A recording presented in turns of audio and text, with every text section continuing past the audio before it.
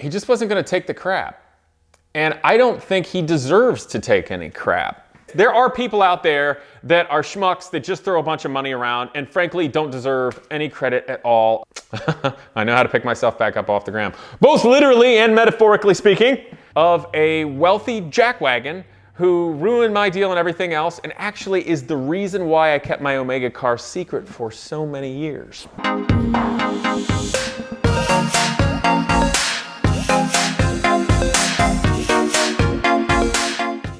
What's up, people? So today I want to talk about a topic we all think about with builds: money. And how important is it? And if somebody is a builder that has money and is building, does that make them, frankly, less good of a builder? Or more, a better builder? And why am I bringing this up? Well, the reason being is actually not too long ago, Rob Dahm, which you all probably know from doing the Mazda rotary powered builds, which are crazy and cool and inspiring. Frankly, I'm a Rob Dahm fan. He's a really cool guy and builds insane stuff on his own. So I think it's pretty cool. But he put a video out there entitled The Negativity. And he made no holds about what it was. It's rather a rant video. And one of my guys, one of the students mentioned it. And I'm like, I got to see this. I wonder what Rob is on about. Actually, I think they said, Casey, Rob is ranting like you. What's going on? So I checked it out, watched the whole thing. And he really put his emotions out there on his sleeve. And it is basically because there are trolls that are just throwing it in his face that the only reason he's been able to do what he's done is because he had money. And the negativity bothered him, and as he went on, he was exemplifying, in just a very honest and out there way about how much it means to him to learn, to do something new, to figure it out, to do the best he can, maybe make a mistake, overcome that, break something, build something new, and keep going on. And he got hot, man. He threw he threw the old FU out there a couple of times. And I frankly liked his video because he just wasn't going to take the crap. And I don't think he deserves to take any crap.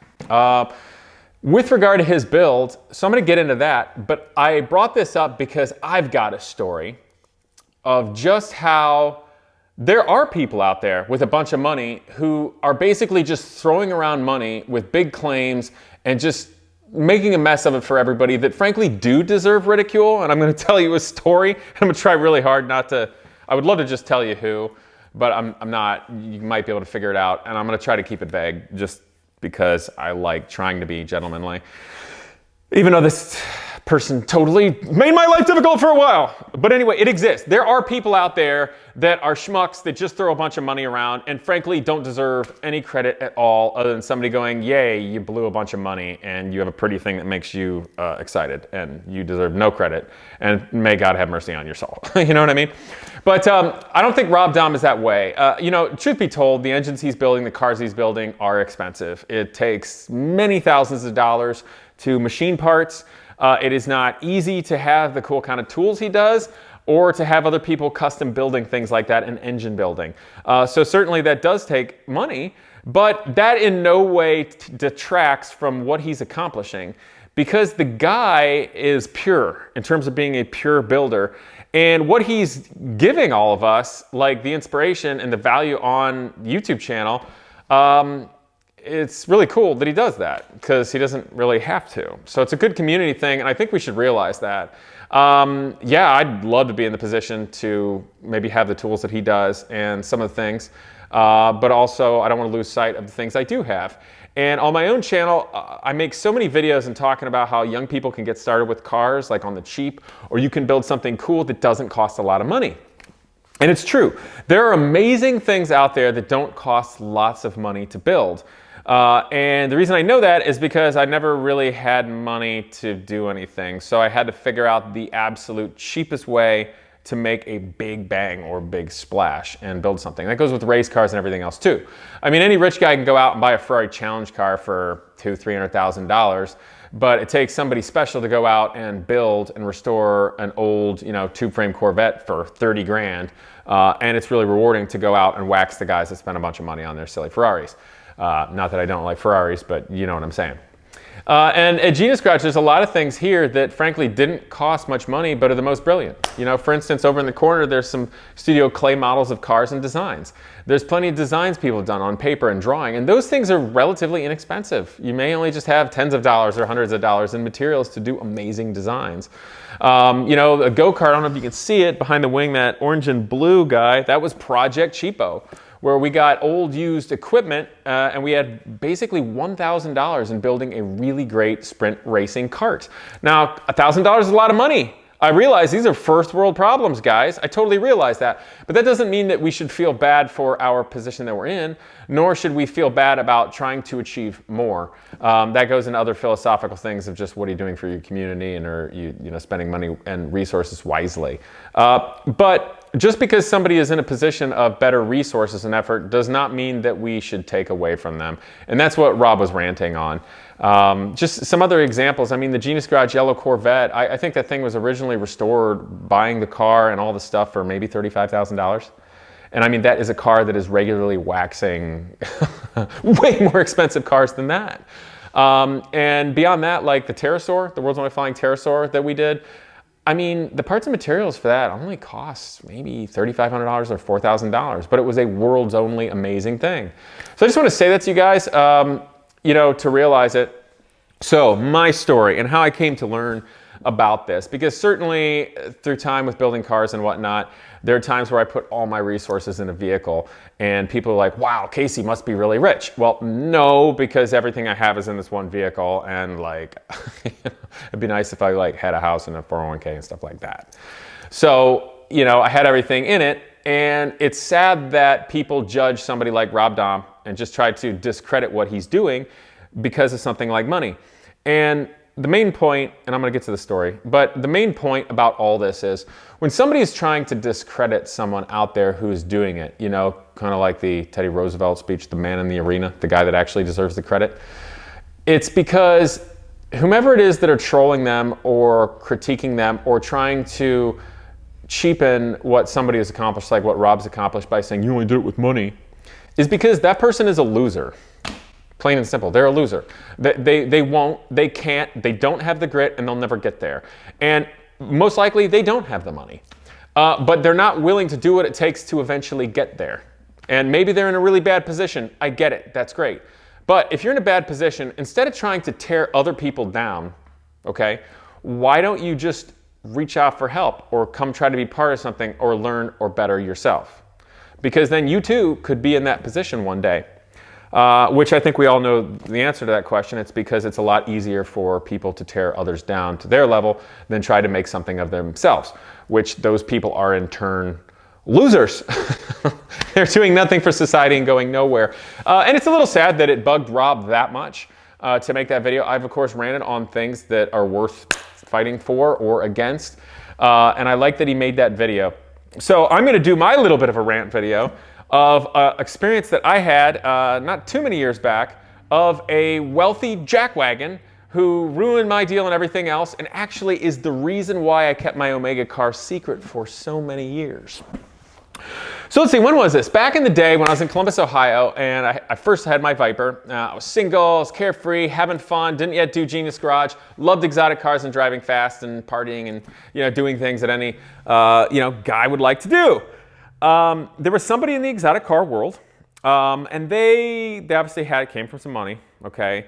They were able to buy really flashy mid-engine exotic cars in college, okay? You don't do that without being either, getting a bunch of money from Bitcoin or basically being the trust fund baby.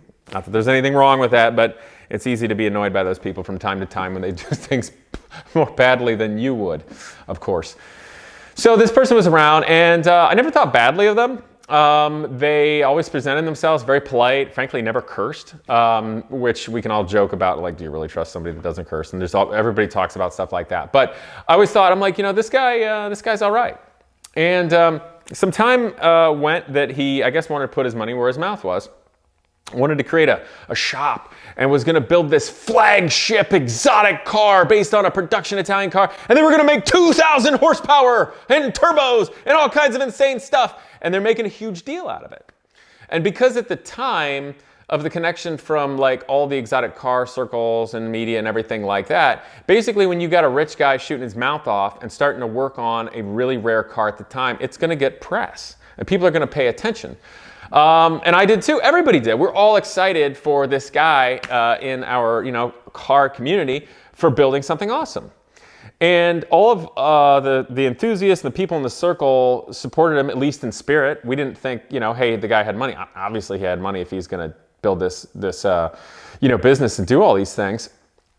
But things started to change and promises never happened. Goofy stuff kept going. And it became pretty obvious after a while that he was all hot air. I mean, they were building the car, they were trying to, but it was all just puffery and BS. The next thing is like, oh, well, we've got connections with NASA. Look at this material we got. And just all this fantastic stuff. And the guy always portrayed himself as so much bigger than life at all times. Like, the kind of guy who thinks he defecates and leaves the room smelling like freshly baked cinnamon buns. And nothing ever happened. But I believed in the guy. Because he was younger and kind of part of the social circle. And the reason I believed in this guy originally was because I knew, first of all, he came from money, right? He doesn't have to work. Neither does his wife, even though she worked. Yeah, not enough to support that house. But anyway, I believed in him for this reason. I knew that if he screwed this up big, he would lose something more than money. He would lose his social standing and he would lose his hobby, because cars were their hobby. It was their fun. It was their social word. So if he just BS'd around with everybody, it'd ruin his reputation. And I believed in him because for me, there are things that matter more than money. Like money matters, trust me. Like I've been, God, you want to have a roof over your head and eat well, and be able to go to the doctor and stuff, trust me. But like, there are things that matter more, like your reputation, your core values, what are you doing, how you treat others, your community. Because you can get into a better position in the future, you can get another job, you can maybe create another business, etc. But, the more important things, right? That's why I believed in him, because I thought he really put himself out there on a limb because he would never screw that stuff up because it was important. Because I judged him from my own experiences and standards, of course. Came to find out that's not the case, but that's neither here nor there. And as it went, he's building the car, there'd be delays, but they're building it, it's gonna be amazing. They got a great shop. I even entrusted their people at the shop to do some third-party work for Putsch Racing back in the day when I had my own shop. And that was a nightmare, and I about had to threaten them to get the stuff out of there, which is kind of a first clue that they're doing business badly. And, he'd always say timelines of when they're gonna test the car. And I remember vividly, they unveiled this car, and I don't remember, I think they pushed it in. And it still made such a big press. He was getting so much press of this damn car that didn't even work. And he promised that they would be testing it. And he said he had like an airstrip, like a prominent airstrip down south, gotten ready. And he wanted me to drive it actually. And even if the damn car worked, thank God I didn't or wouldn't, because he's the kind of guy that would backstab you and like try to threaten legal action if like, who knows, like it didn't run right because you drove it badly. One of those kind of psychos. And I went to the trouble of orchestrating like film crews for him and a sponsor of like a Ducati dealership that was going to let us have the motorcycles for chase vehicles and just do this whole production and really cool stuff because I believed in him. But as time went on, nothing ever happened. None of his promises ever happened. And the biggest kicker was they then moved into another shop, and the shop they had enough space. They could have made a go of it, but I guess it wasn't glamorous or big enough. And the things that started to make not sense with this guy was they had this enormous shop, like so much square feet, you guys, I don't even know. I mean, freaking, 25,000, 50,000 square feet, something unreal. And I think most of it just got to use for when their workers were just racing radio control cars. But like, he was just starting to do things really badly and spend money really badly. And the other thing that was insane is even though like I was the guy struggling, and by the time they were doing this is the first year of Genius Garage. Like I was struggling to build an organization as just a youngster, a guy that believed in something. And that was back in the day, and I had to grit it out, you guys. Like I'm still here and Genius Garage has grown. But I remember that because for two reasons. One, even though we had all this money and was spending hundreds of thousands of dollars like water, absurd amounts of money on rent, had employees and techs and equipment and dynos, and was already working on a, I don't know, $300,000-$400,000 supercar to start with, the guy didn't even have a proper trailer, okay? He had to borrow the trailer that I had, which was a 2-car enclosed trailer, because he just had a single. And trailers don't cost that much money. The trailer was like 10 grand. And I'm thinking, like, you idiots couldn't get your own trailer? Like, what? And so he borrows it. It's funny. And I'm like, yeah, man, I tell you what, just you use the trailer, take care of it, because I was still friendly with him. I said, tell you what, let me borrow, I think they had a Ferrari 458, or his wife did or something. I said, just let me borrow the 458 for a weekend. Obviously, I'll take care of it. Just be fun. And it's cool. And they're like, yeah, sure. Which is funny, because then after we did it, I think the Ferrari 458 had a white interior or something. And his wife did that, I think my poop doesn't stink kind of thing. It's like, well, it has white seats. And what if Casey wears blue jeans and it rubs off? And I'm thinking, you miserable people, first of all. Okay, anyway, needless to say, losers. But so they couldn't do it with the trailer, but I was still nice to them. And then, would you believe that the first year at Genius Garage, I had a lease for the shop we were in, and I was donating the space to Genius Garage. And this is when I was younger in business and didn't realize it. But our lease had turned into month to month. So like 6 months prior. And I didn't think anything of it because I'm like, no big deal. If it's month to month, I'll just keep paying. And if we want to leave or move up or something, it's no big deal. I don't have a lease. This is great. Except for if the place that had my lease can rent out the shop for more money to somebody that just wants it for storage. Yeah. So they BS'd and they sent me a certified letter. It's like, well, we've made multiple attempts to contact you. They didn't. You know how I know they didn't? Because they had their office 2 doors down. They never came down. They never sent anything. They never called. They never wrote nothing. So they ousted us using stuff they obviously know. And I'm like, oh crap, I gotta find a space. So this guy that was building this business, this rich guy, to make this 2,000 horsepower exotic car, which had a stupid name too. Not the guy, the car. Anyway, was going to rent space for my shop in Genius Garage. And we had a deal. We made a deal. I didn't need that much space. I only needed like, I don't know, 2,500 square foot. And they had this massive shop, like we would be in the corner. And there was so much value that could have been added for him, for us being there. Just more positive connections, more potential workforce if he wants to hire Genius Garage people in the future. Just good all around. And literally, I know this sounds silly, but he had the space. And I think we agreed to maybe $1,500 a month, something like that, for the space. And it would just a lot of value added for both sides. And I even got a sponsor, which was Worth Products. They have tools and shop products and hardware because I used to buy Worth products when I had my shop back when. And the rep saw what I was doing and thought it was awesome, thought Worth should be behind it, went to bat for their rep, and we made an agreement, like had a sponsor. It's gonna be all Worth products for Genius Garage. Really amazing. And that was even before I was doing YouTube, so you know it's great. And so made the deal to move Genius Garage in with this shop with this rich guy that had the big shop and doing the exotic car. And Worth, I said, well guys, we're gonna send the Worth product over to that shop. And I swear to you, 3 days before we're gonna move in, I know you guys are gonna, why didn't you get it in writing and this and that? His stupid wife. Now, I'm not saying that to be sexist. I'm saying it because they're both idiots when it comes to business. But they got all haughty feeling like, our shop is worth so much money and we're so special with this car. We should charge $3,500. More than doubled the price on me like 3 days before we were supposed to move there. And I'm like, dude, first of all, I'm not just made of money and money's just flowing like water for anything. Secondly, we had a deal that is fair based upon what all the rates are in here, and this is positive. Like, one, that's not going to work, and two, honestly, man, that's not cool. That's not cool.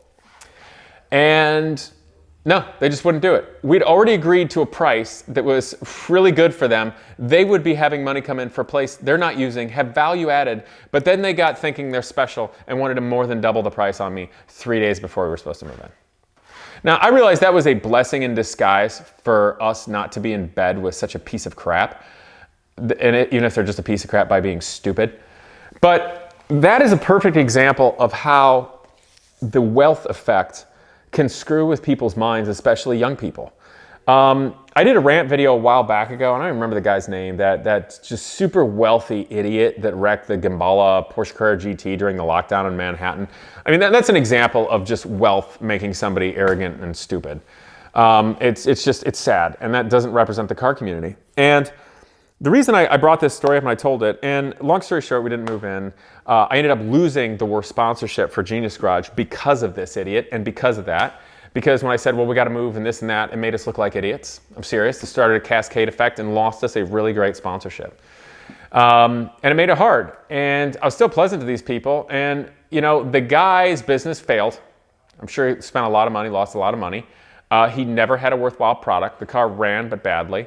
And there were a lot of people that were really unhappy, I heard, from that. And guess what happened? I said, the reason I believed in him is because I figured it would screw up his social standing and his reputation. Well, it screwed it up enough that, in my opinion, they decided to move across the country. It was just a total mess. And I believed in the guy because I thought it meant more than money to him. But at the end of the day, it was just, they thought they were cool because they had money. And they made all the worst moves in business. And, you know, it took the wind out of my sails from time to time. And it made things difficult. And it's interesting because where they unveiled this car is, interestingly enough, the same place that I privately unveiled the Omega car, recycled prototype, I think like a year later. And I had it painted in this funny like chameleon color, flip color. And after that, I never showed the Omega car again until this YouTube channel. And that was, gosh, that's been a number of years. That's been like 6 or 7 years, you guys. But the experience that I saw this guy have and what a laughingstock he became and how stupid it was made me realize with the Omega car that there are things that matter so much more than money. Your reputation, how you comport yourself, your core values. Do you do what you say you're going to do? And if you don't, do you do a good alternative or something better? And do you work well with others?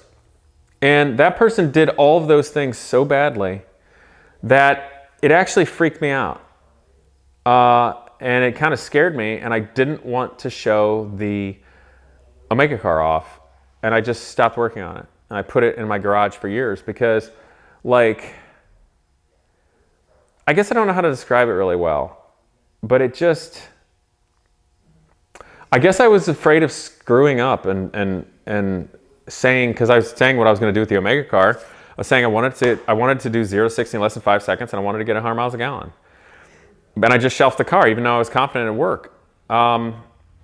So for all you people right now that are watching that know exactly who the person is I'm talking about, and you know exact town and the exact parties that we did this at, that's the reason why I didn't show the Omega car. I had just a bad taste in my mouth from this guy just being an absolute buffoon and screwing things up. I just kind of like went into the shadows, which is a shame because actually the Omega car runs really good. It's fast as all get out. I'm pretty sure it's going to beat my Viper. And the first 15 miles we were driving it around, I already got 75 miles a gallon. We weren't even trying. So it's funny how that can have an effect. I guess I just didn't want to be a fool like that rich guy. So anyway, let's bring it back. Yeah, Rob Dahm, you're gonna get haters, man. I got you. Hey, venting's cool. We're all fans. Respect what you do. I certainly vent now and then, or rant. Hopefully they're intelligent. We can all go somewhere together because we're all people. I am a people. You know. And we do read comments. We do pay attention. Obviously you got to have thick skin if you're going to be a public figure. And certainly I know how to take a punch or two. I know how to pick myself back up off the ground, both literally and metaphorically speaking. But those are stories for another time. But yeah, Rob Dahm, that dude could not do what he does unless he was really intelligent, an awesome craftsman, engineer, and had some grit to see it through. Obviously he's got a little bit of money to fund it, but that in no way detracts from what he's been able to accomplish. Once in a while, I have a teeny tiny amount of money. I hope that doesn't, detract from the things I like to think I'm trying to accomplish, and certainly from what the students have done at Genius Garage, because all those things take factors that money simply cannot buy. And frankly, that's also why I like to mess with people that have money that don't have those factors, because it's fun. Anyway, I hope you guys enjoyed this. I'm going to keep plugging. I hope all the other cool builders on YouTube keep going. And troll on if you want to, but I don't really care. So, see you guys next time.